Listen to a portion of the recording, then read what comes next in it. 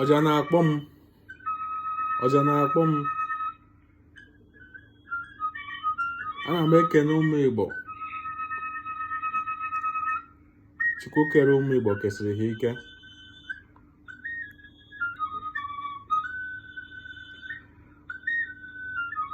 Ndị Igbo na-ekwu sị na inu bụ mmanụ Igbo ji eri okwu. Onye ọbụla na-ekwu okwu site n'inu na-enwe amamihe.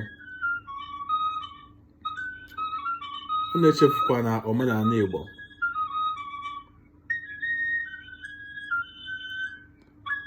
Maka na ndị Igbo kwuru sị onye kpọọ ọba ya mkpọkọrọ, agbata obi ewere ya kpọfee ahịhịa.